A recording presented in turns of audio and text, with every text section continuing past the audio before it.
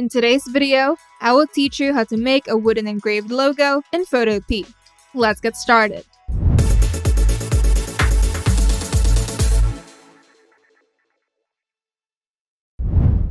First, open Photopea and create a new project with your desired dimensions. For example, 1920 to 1080 pixels. Now go to File, then Open in Place, and select a wood texture image for the background.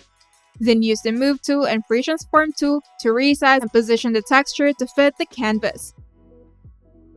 If you have a logo, you can simply go to File to import it into the canvas. And for text, you can use the Type tool to write your desired text, and you can customize the font, size, and positioning as needed.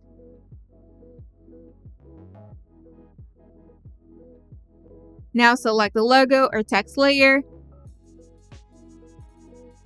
Then go to Image, Adjustments, then Desaturate to make it black and white. With the logo text layer selected, go to the Blending Mode drop-down menu in the Layers panel and set it to Multiply. Then adjust the layer opacity to around 70% for a more natural effect. Now right-click the logo or text layer and choose Blending Options. Now enable Bevel and Emboss and set the style to Inner Bevel, Technique to Chisel Soft, Depth to 200%, then adjust the size to fit your logo, set the Soften value to 0 pixels, Angle to 120, Highlight mode to Screen, then Shadow mode to Multiply.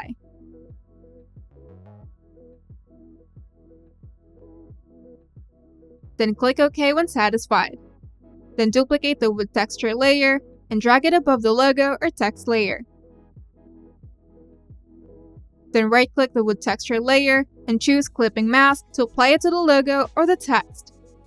Then set the wood texture's blending mode to Overlay or Soft Light for a subtle texture. Now right-click the logo or text layer and select Blending Options. Then enable Drop Shadow and set the blend mode to Multiply, opacity to 50%, distance to 5, spread to 0, then size to 5 to 10 pixels. And you can adjust the parameters to fit the engraved look.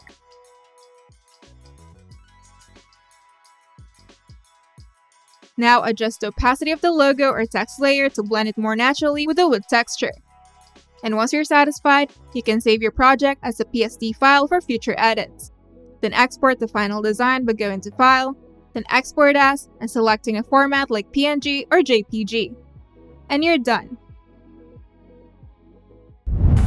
If you find this video helpful, make sure to leave a like and subscribe. And if you want to see more tutorials, turn on the notification bell to get notified whenever we upload new videos.